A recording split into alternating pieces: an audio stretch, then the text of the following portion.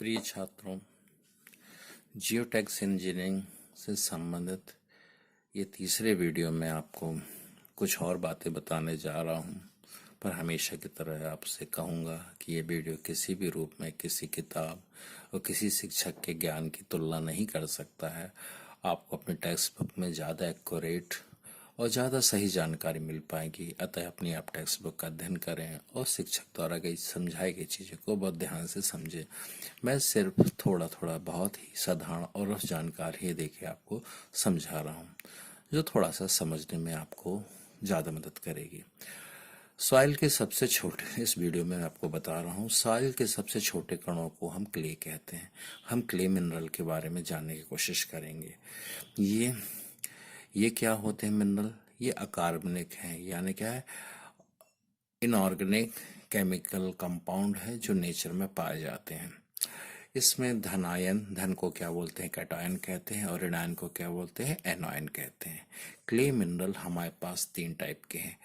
क्यूलिनाइट, elite, मॉन्ट मोलिनाइट। हो सकता है मेरा उच्चारण सही ना हो, आप बुक में देख सकते हैं। क्योलाइट, इलनाइट, मॉन्ट मोलिनाइट।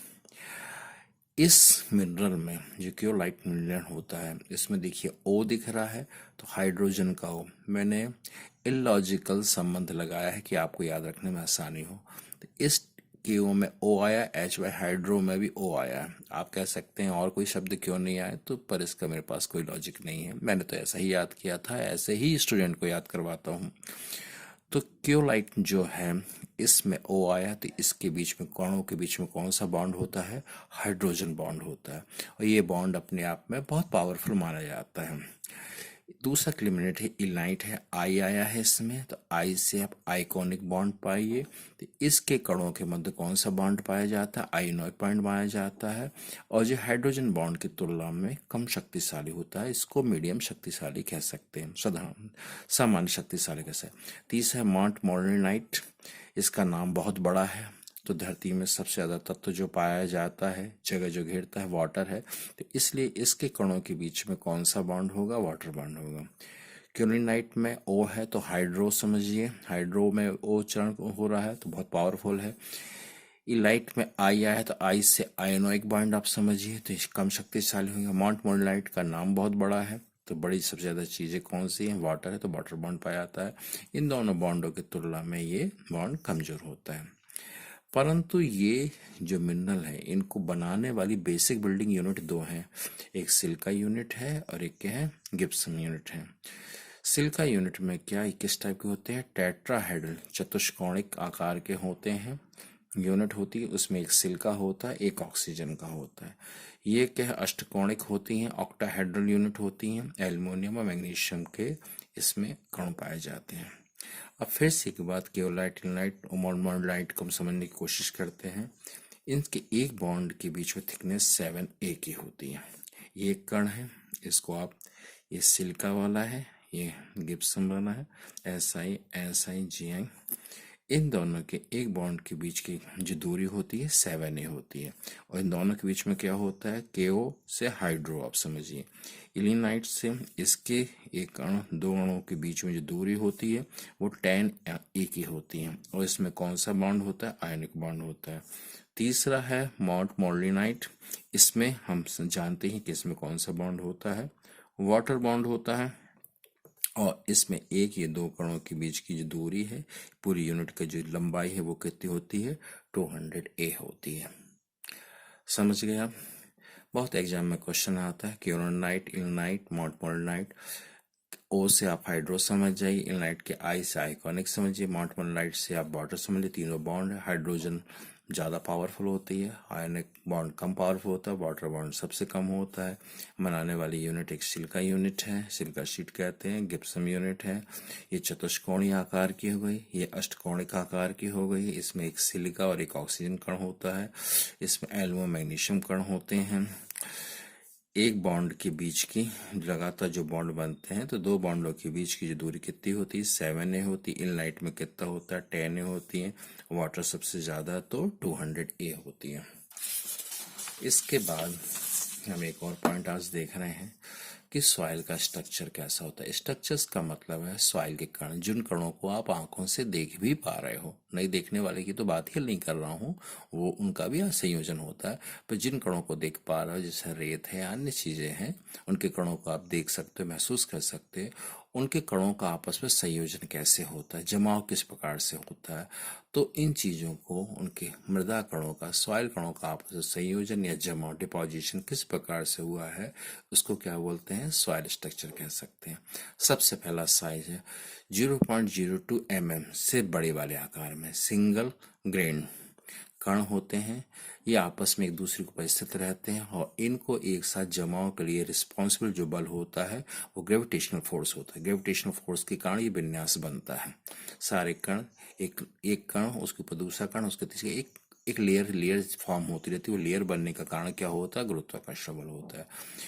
0.02 mm से लेके 0.002 mm तक जो स्ट्रक्चर होता है उसको क्या बोलते हैं, हनीकॉम्ब स्ट्रक्चर कहते हैं। शहद की छत्ते की तरह इसमें बीच बीच में कुछ खाली स्थान होते हैं, परंतु इस बॉन्ड को बनाने के लिए इसमें ग्रेविटेशनल फोर्स और कुछ इलेक्ट्रिकल फोर्स का भी प्रभाव रहता है।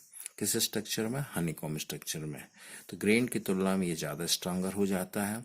और इसके अलावा आप देखिए, पहले मैं 0.02 लिया, फिर यहाँ 0.02 से 0.002 mm लिया, उस समय क्या होगा, हनीकॉम्ब होगा।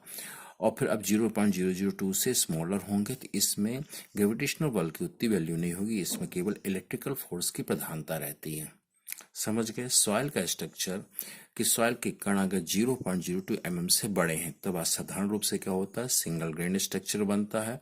और इस स्ट्रक्चर को बनाए रखने के लिए गुरुत्वाकर्षण बल की बहुत ज्यादा जरूरत पड़ती है। प्रधानता बल कौन सा होता है, गुरुत्वाकर्षण बल होता है। अगर 0.02 से लेकर 0.02002 तक के बीच के कण हैं तो उनके बीच में स्ट्रक्चर जो बनेगा वो कहलाएगा हनीकॉम्ब स्ट्रक्चर, शहद के छत्ते की तरह कहलाएगा। और इससे छोटे जो कण रहेंगे उनके बीच किस चीज की, विद्युत इलेक्ट्रिकल फोर्स की प्रधानता रहती है। तो इनके दो कणों को, एक को फॉकुलेंट कहा जा सकता है, एक को डिस्पर्स्ड कहा सकता है। इसमें कण आपस में दो ढंग से जुड़े होंगे, एज टू एज। ये देखिए, इस कण की जो एज है, ये वाला हिस्सा दूसरे कण की एज से जुड़ा हुआ है, एज टू एज कहलाएगा। एज टू सरफेस, ये एक एज वाला हिस्सा है, पर तो दूसरे कण का ये सरफेस वाला हिस्सा है, ये आपस में जुड़े रहेंगे।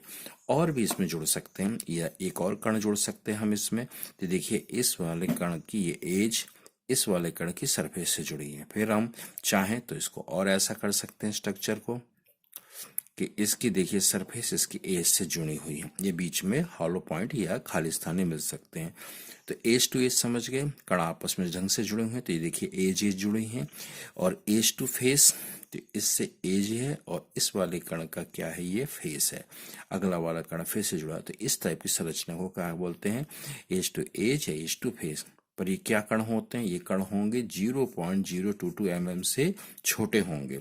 और इन आपस से बनने के लिए निश्चित रूप से आपको इसमें इलेक्ट्रिक प्लस माइनस जोड़ते जाएंगे। आप समझ गए, ये आपस में आकर्षण रहेगा। इसमें आपको यहाँ प्लस माइनस करेंगे तो यहाँ प्लस, ये माइनस तो यहाँ प्लस माइनस, इस तरह से। तो पहले वाले विन्यास जो 0.002 mm से छोटे हैं उसको फॉकुलेंट कहेंगे। इसमें कण एज टू एज जुड़े होते हैं या एज टू फेस जुड़े होते हैं। दूसरा होता है डिस्पर्स्ड। डिस्पर्स में क्या है, आप देखिए एज से एज भी मिल रही है और फेस से फेस भी मिल रहा है। इसमें आपस में जगह, खाली स्थान में बॉइंड ऑलमोस्ट बहुत कम होता है, तो ये काफी स्ट्रॉन्गर बाइंड हो गया। तो मेरे ख्याल से सॉइल स्ट्रक्चर ये बहुत एग्जाम में आता है। अपने आप टेक्स्ट बुक में देखेंगे, आपको और डिटेल में मिल जाएगा।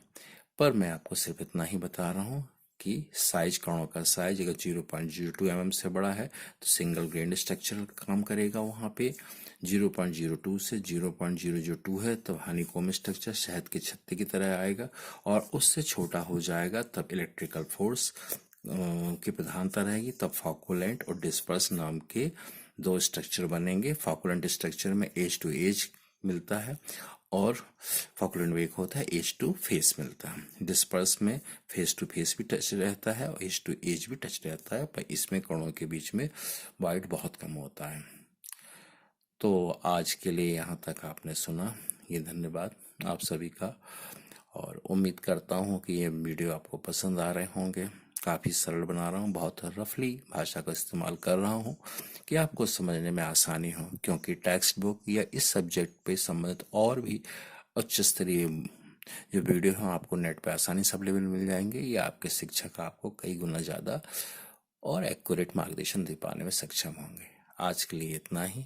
आप सभी के हृदय से आभार।